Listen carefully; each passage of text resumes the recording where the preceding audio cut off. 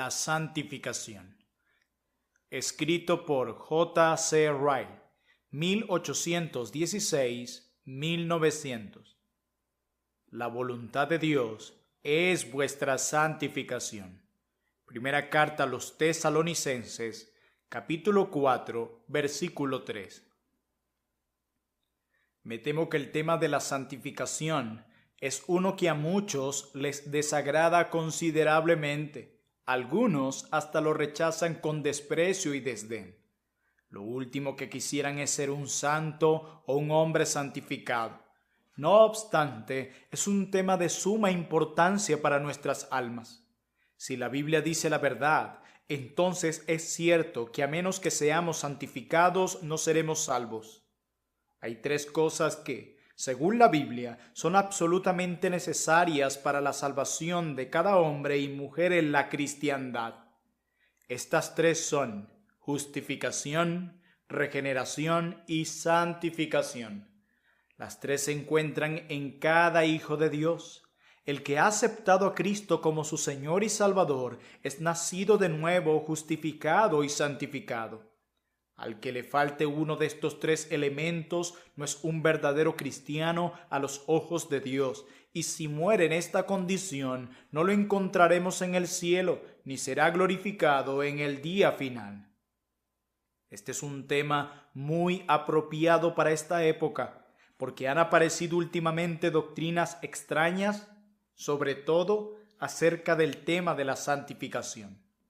Algunas de estas doctrinas parecen confundirla con la justificación. Algunos la rebajan al grado de anularla bajo la excusa de tener un gran celo por la gracia y la descuidan prácticamente en su totalidad. Otros tienen tanto temor de que las obras sean incluidas como parte de la justificación que casi ni pueden encontrarle un lugar a las obras en su religión. Otros más adoptan una norma equivocada con respecto a la santificación, nunca la logran, desperdician sus vidas en repetidos cambios de iglesia en iglesia, de congregación en congregación y de secta en secta, con la esperanza inútil de que encontrarán lo que quieren. En tiempos como este, un examen sereno del tema, como uno de los temas principales del Evangelio, puede ser de mucho provecho para nuestras almas. Si usted es un cristiano reflexivo, razonable y sensible, me atrevo a decir que encontrará que vale la pena tener algunos conceptos claros acerca de la santificación. Naturaleza de la santificación. Santificación es la obra espiritual interior que el Señor Jesucristo lleva a cabo en el hombre por medio del Espíritu Santo cuando lo llama a ser un verdadero creyente.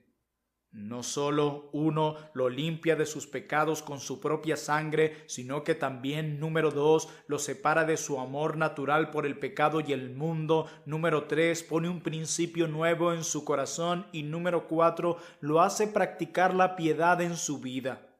El instrumento por el cual el Espíritu Santo hace esto es, generalmente, la palabra de Dios, aunque a veces usa aflicciones y visitaciones providenciales sin la palabra, como lo declara primera carta de Pedro, capítulo 3, verso 1.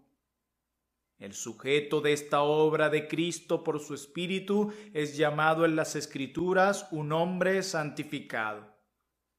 El que supone que Jesucristo solo vivió, murió y resucitó a fin de proveer justificación y perdón de pecado a su pueblo, tiene todavía mucho que aprender.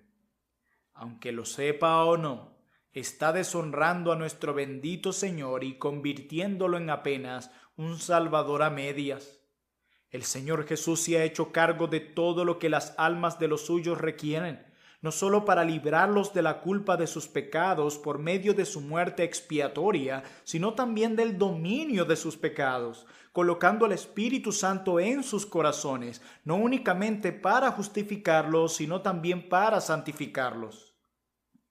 Es Él de este modo no solo la justicia del creyente, sino su santificación. 1 Corintios 1:30. Prestemos atención a lo que dice la Biblia. Y por ellos yo me santifico a mí mismo, para que también ellos sean santificados. Juan 17:19. Cristo amó a la iglesia y se entregó a sí mismo por ella para santificarla, habiéndola purificado, como lo declara Efesios 5, 25 al 26. Jesucristo se dio a sí mismo por nosotros para redimirnos de toda iniquidad y purificar para sí un pueblo propio celoso de buenas obras. Cristo llevó él mismo nuestros pecados en su cuerpo sobre el madero, para que nosotros, estando muertos a los pecados, vivamos a la justicia, como lo declara 1 de Pedro 2:24. Os ha reconciliado en su cuerpo de carne, por medio de su muerte, para presentaros santos y sin manchas e irreprensibles delante de él, como lo declara Colosenses 1, versos 21 al 22. Consideremos con cuidado el significado de estos 5 textos. Si algo significan esas palabras, es que Cristo lleva a cabo la santificación tal como lo hace en el caso de la justificación de su pueblo creyente. Se hace provisión para ambas igualmente, en ese pacto perpetuo ordenado en todas las cosas y guardado, del cual el mediador es Cristo. De hecho, Cristo es llamado en otro lugar el que santifica, y a su pueblo se le llama los que son santificados. Hebreos 2:11. El tema que tenemos ante nosotros es tan profundo y de tanta importancia que requiere protegerlo, vigilarlo, aclararlo y delinearlo por todos sus costados. Por lo tanto, no vacilo en exponer a mis lectores a una serie de proposiciones o declaraciones conectadas tomadas de las Escrituras que creo encontrarán útiles para definir la naturaleza exacta de la santificación. Algunas de ellas pueden ser discutidas y rebatidas, pero dudo que alguna pueda ser descartada o encontrada falsa. Solo pido para ellas una consideración justa e imparcial. Santificación es, pues, el resultado invariable de esa unión vital con Cristo que la fe auténtica da al cristiano. El que permanece en mí y yo en él, éste lleva mucho fruto, declara Juan 15:5. La rama que no lleva fruto no es una rama viva en la vid. La unión con Cristo que no produce ningún efecto en la vida es una mera unión de forma que no tiene valor ante Dios. La fe que no tiene una influencia santificadora sobre el carácter del creyente no es mejor que la fe de los demonios. Es una fe muerta en sí misma, como lo declara Santiago capítulo 2, versículo 17. No es un don de Dios, no es la fe de los escogidos de Dios. En resumen, donde no hay una santificación de la vida, no hay una fe verdadera en Cristo. La fe verdadera obra por el amor. Constriñe al hombre a vivir para el Señor como efecto de un profundo sentido de gratitud por su redención. Le hace sentir que nunca puede hacer demasiado por aquel que murió por él. Habiendo sido perdonado por mucho, mucho ama. Aquel a quien la sangre de Cristo lo limpia, vive en la luz. El que tiene una auténtica esperanza viva se purifica a sí mismo, tal como el Señor es puro. Santificación es el resultado y la consecuencia inseparable de la regeneración. El que es nacido de nuevo y hecho nueva criatura recibe una nueva naturaleza y nuevos principios de vida y vive siempre una vida nueva.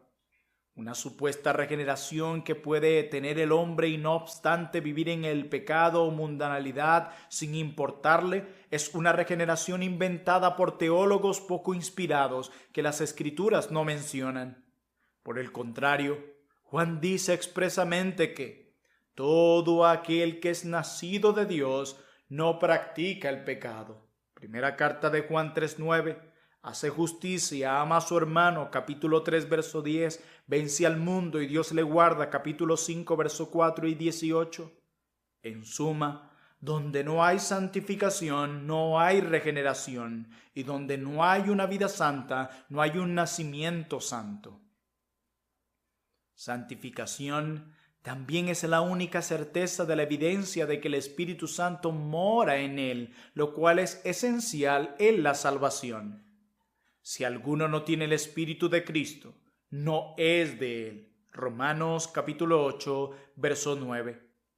El Espíritu no se mantiene dormido ni inactivo dentro del alma, Siempre da a conocer su presencia por el fruto que causa que nazca en el corazón, en el carácter y en la vida. El fruto del Espíritu es amor, gozo, paz, paciencia, benignidad, bondad, fe, mansedumbre y templanza y cosas similares, como lo declara Gálatas capítulo 5, versículos 22 al 23. Donde existen estas virtudes, allí está el Espíritu. Donde faltan, los hombres están muertos para Dios. Es necio suponer que tenemos el Espíritu si no andamos en el Espíritu, como lo declara Gálatas 5:25. Podemos depender de esto como una gran certeza, que donde no hay un vivir santo, no hay un Espíritu Santo. Todos los que son guiados realmente por el Espíritu de Dios, estos únicamente son hijos de Dios. Romanos capítulo 8, verso 14. Santificación también es la única señal segura de la elección de Dios. Los nombres y la cantidad de escogidos son algo secreto, sin duda, que Dios se ha guardado para él y no ha revelado al hombre. No nos es dado en este mundo estudiar las páginas del libro de la vida y ver los nombres que contiene. Pero hay una realidad clara y simple de la elección y es esta: que los hombres y mujeres escogidos pueden ser conocidos y distinguidos por su vida santa. Está escrito expresamente que nos escogió Él antes de la fundación del mundo para que fuésemos santos, como lo declara Efesios 1:4. Por esto, cuando Pablo vio el obrar de la fe y el amor en la práctica y la esperanza paciente de los creyentes tesalonicenses, dijo: Conocemos, hermanos amados de Dios, vuestra elección. Primera carta a los Tesalonicenses, capítulo 1, versos 3 al 4. El que se vanagloria de ser uno de los escogidos de Dios, mientras que intencional y habitualmente vive en pecado, solo se engaña a sí mismo y blasfema. Por supuesto que es difícil saber lo que realmente es la gente. Muchos que parecen bastante buenos externamente pueden resultar hipócritas con un corazón corrupto. Pero el individuo en el que no hay al menos alguna indicación externa de santificación, podemos estar seguros de que tampoco es escogido. Santificación es algo de lo cual cada creyente es responsable. Afirmo que los creyentes son principal y particularmente responsables y tienen una obligación especial de vivir una vida santa. No son como los demás, muertos, ciegos y carentes de renovación. Están vivos para Dios, tienen luz, conocimiento y nuevos principios dentro de ellos. ¿Quién tiene la culpa de que no sean santos sino ellos mismos? ¿A quién le pueden echar la culpa de que no son santificados sino a ellos mismos? Dios, quien les ha dado gracia, un corazón nuevo y una naturaleza nueva, los ha dejado sin excusas si no viven para su alabanza. Este es un punto demasiado olvidado. La palabra de Dios siempre dirige sus preceptos a los creyentes como seres que rendirán cuentas y a quienes considera responsables. Si el Salvador de pecadores nos otorga una gracia renovadora y nos llama por medio de su Espíritu, podemos estar seguros de que éste espera que usemos esa gracia y que no nos quedemos dormidos. Olvidar esto es lo que causa que muchos creyentes constriñan al Espíritu Santo y los lleva a ser cristianos muy inútiles y desagradables. Santificación es un proceso que admite crecimiento y grados. El hombre puede subir de un escalón de santidad a otro y ser mucho más santificado en un periodo de su vida que en otro. No puede ser más perdonado ni más justificado que en el momento en que creyó, aunque sienta que va creciendo. Sí puede ser más santificado porque cada gracia en su nuevo carácter puede ser fortalecida, aumentada y profundizada. Y hay un punto en el que coinciden los santos más consagrados de Dios, que es este: ven más, saben más, sienten más, hacen más, se arrepienten más y creen más al ir creciendo en su vida espiritual y en proporción a cuán cerca caminan de Dios. En resumen, creced en gracia, como exhortan San Pablo y San Pedro, que lo hagan los creyentes y que abundéis más y más. Segunda carta de Pedro 3:18, primera a los Tesalonicenses 4:1. Santificación es algo que depende mucho del uso diligente de las Escrituras. Los medios de gracia son la lectura bíblica, la oración privada y la adoración regular a Dios en la iglesia, donde se escucha la enseñanza de la palabra y se participa de la cena del Señor. El hecho simplemente es que nadie que descuida tales cosas puede pretender progresar significativamente en santificación. No encuentro ningún registro de ningún santo eminente que haya descuidado estos ejercicios espirituales. Son los canales designados por medio de los cuales el Espíritu Santo nos suple gracia fresca al alma y fortalece la obra que comenzó en el hombre interior. Nuestro Dios es un Dios que obra a través de medios y nunca bendice el alma del que pretende ser superior y muy espiritual, prescindiendo de ellos. Santificación no es algo que previene al hombre de tener muchos conflictos espirituales interiores.